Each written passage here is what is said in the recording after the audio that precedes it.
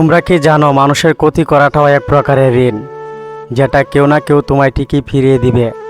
তুমি যাকে মন থেকে ভালোবাসবে দেখবে সেই তোমাকে সব থেকে বেশি কষ্ট দেবে।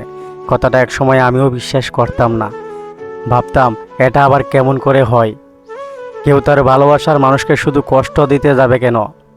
কিন্তু বয়সের এই পর্যায়ে এসে বুঝতে পারছি কথাটা আসলেই সত্যি। কোনো কিছুকে বেশি গুরুত্ব দিলেই খুব তাড়াতাড়ি সেটা শেষ হয়ে যায়।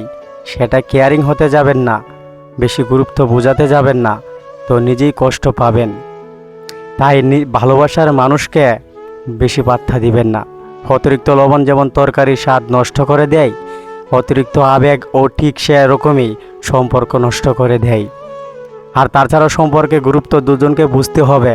সেটাকে বাঁচিয়ে রাখতে হলে দুজনকেই একে অপরের প্রতি বিশ্বাস রাখতে হবে। কারো একার চেষ্টায় কোনো সম্পর্ক কোনোদিনই টিকে না। মনে রাখবেন, সব ভালোবাসাতে ভালোবাসা থাকে না, আর ভালোবাসায় ভালো থাকা যায় না। দোষটা কাটার নয়, কাটা তো আর নিজের জায়গাতেই থাকে, আমরা নিজেরাই তো তার উপর ভা রাখি। দুটো জিনিস প্রকাশ করা উচিত নয়, নাম্বার 1 কষ্ট, নাম্বার 2 ভালোবাসা। কারণ কষ্ট প্রকাশ করায় হাসির আলে পাত্র হবেন, আর ভালোবাসা প্রকাশ করলে অবহেলার পাত্র হবেন। মনে রাখবেন, এই পৃথিবীতে পরকে আপন বানানোটা এতটা মুশকিল নয় যতটা মুশকিল আপনকে আপন বানিয়ে নেওয়া। কাকা জীবনে কিছু শেখো আর নাই শিখো, কেমন করে টাকা ইনকাম করতে হয় সেটা অবশ্যই শিখো। তোমার কাছে টাকা থাকলে তুমি অনুষ্ঠানের প্রধান অতিথি, টাকা থাকলে তুমি গ্রামের প্রধান, টাকা থাকলে তুমি বিশিষ্ট সেবক, টাকা থাকলে তুমি জনগণের নেতা, টাকা থাকলে তুমি গরিবের বন্ধু, টাকা থাকলে তুমি মা বাবার দায়িত্বশীল ছেলে, টাকা থাকলে তুমি শ্বশুর বাড়ির আদরের জামাই, টাকা থাকলে তুমি শালাশালের প্রিয় বোন জামাই, টাকা থাকলে তুমি আত্মীয় স্বজনের কাছে সবচেয়ে দামি দামি মানুষ, টাকা থাকলে তুমি বন্ধুর খুবই ঘনিষ্ঠ বন্ধু, টাকা থাকলে তুমি বহুর কাছে সেরা স্বামী, টাকা থাকলে তুমি সন্তানের কাছে সেরা বাবা। যার কাছে টাকা নেই তার কাছে কিছুই নেই, হে জীবনে বড়ই একা। জ্ঞান দেওয়ার মানুষগুলো এতটা বলে মরলে টাকা সাথে যাবে না, কিন্তু এটা বলে না যে টাকা ছাড়া এই পৃথিবীতে কেউ টিকে থাকতে বেঁচে থাকা যায় না। সবসময় ভালো লোকের সঙ্গ বসে থাকো, তোমার বুদ্ধি না থাকলেও তারা সবসময় তোমাকে সৎ পরামর্শ দেবে। কখনো একা একা বসে নিজেকে একটা প্রশ্ন করো, তুমি মরে গেলে কার কি এসে যাবে? যাদের এসে যাবে তাদের খেয়াল রাখো, বাকি সবাইকে ছেড়ে দাও। একটি ছেলে তার পোষা প্রাণী হিসেবে সাপ পুষত। সে সাপটি তার আসলে মতো একটি অজগর, এবং এটি সেই ছেলেটিকে অনেক পছন্দ করত, এবং ছেলেটি অজগরটিকে অনেক পছন্দ করত। সাপটি ছিল প্রায় 4.5 মিটার লম্বা। একদিন সাপটি হঠাৎ খাওয়া বন্ধ করে দিল, সেজন্য ছেলেটি মরিয়া হয়ে উঠল, এবং সে তার পছন্দের সকল খাবার এনে অজগরটিকে সামনে খেতে দিল, কিন্তু খাবারটিও নিরে ছেলে দেখল না অজগরটি। এইভাবে না খেয়ে তার সামনে পোষা প্রাণীটি শেষ হয়ে যাচ্ছে, তা ছেলেটি সহ্য করতে পারল না। শেষ অবলম্বন হিসেবে সে একটি পশু চিকিৎসকের কাছে অজগরটিকে নিয়ে যায়। পশু চিকিৎসক ভালোভাবে পরীক্ষা করে অজগরটিকে দেখল, এবং পুরো ঘটনাটি খুব মনোযোগ সহকারে শুনল। পশু চিকিৎসক এবার ছেলেটিকে প্রশ্ন করল, আচ্ছা ভাই, তোমার অজগর কি রাত্রেবেলা তোমার সাথেই থাকে? ছেলেটি বলল, হ্যাঁ, সে তো আমাকে ছাড়া ঘুমাতেই পারছে না।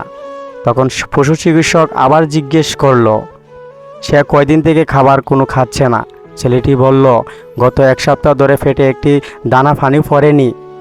আমি অনেক চেষ্টা করেছি, তার পছন্দের খাবারগুলো তার সামনে এনেছি, কিন্তু সে কোনো কিছুই খাচ্ছে না। এবার পশু চিকিৎসক ছেলেটিকে আবার প্রশ্ন করলো, আপনি গত 1 সপ্তাহ ধরে তার আচরণের মধ্যে কোনো পরিবর্তন কি লক্ষ্য করেছেন? যেমন ধরুন, আপনি বলেছেন সাপনি আপনার সাথে ঘুমায়।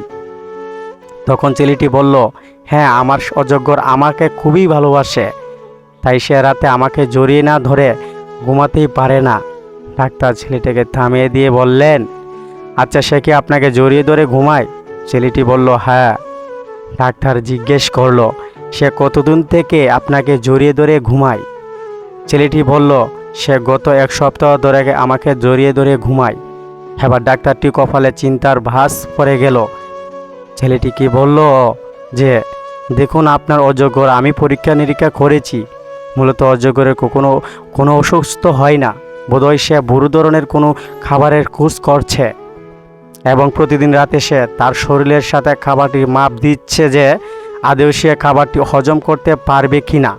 ছেলেটি ডাক্তারের কথা স্পষ্টভাবে বুঝতে না পারায় তাকে বলল, আপনি আসলে কি বোঝাতে চাইছেন? ডাক্তার বলল, দেখুন এই অজগর গত 1 সপ্তাহ ধরে আপনাকে গিলে খাওয়ার প্রিপারেশন নিচ্ছে এবং খুব সম্প্রতি আপনাকে গিলে খাবে। সাধারণত অজগররা সর্বোচ্চ 11 দিন অপেক্ষা করে বড় ধরনের কোনো খাবার গেলার পূর্বে। সে আগে নিজের শরীরের সাথে পিছিয়ে রাখাবেন মাপ দেয়, অর্থাৎ খাবারের দৈর্ঘ্য প্রস্তুত হিসেবে করে, তখন সে 12 দিনের ভেতরে খাবারটিকে গিলে ফেলে। 1 সপ্তাহ যদি গিয়ে থাকে তাহলে আশা করি যায় আগামী 4-5 দিনের মধ্যেই সে আপনাকে গিলে খাবে। এই কথাটি শুনে ছেলেটার কপাল থেকে ঘাম চড়তে লাগলো এবং সে দুশ্চিন্তায় পড়ে গেল। গল্পটি শিক্ষা হলো, জড়িয়ে ধরলেই পরম বন্ধু হওয়া যায় না।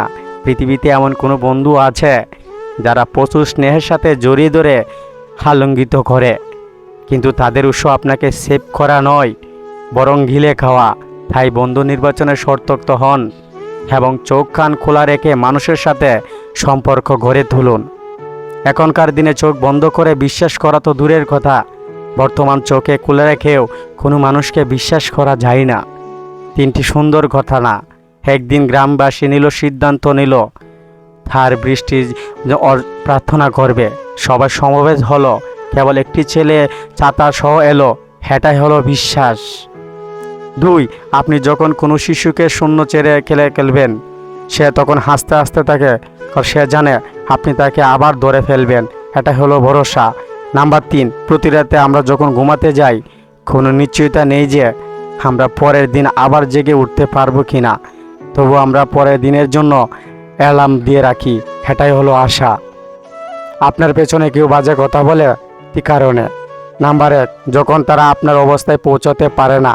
নাম্বার 2, আপনার যা আছে তাদের সেগুলো নেই।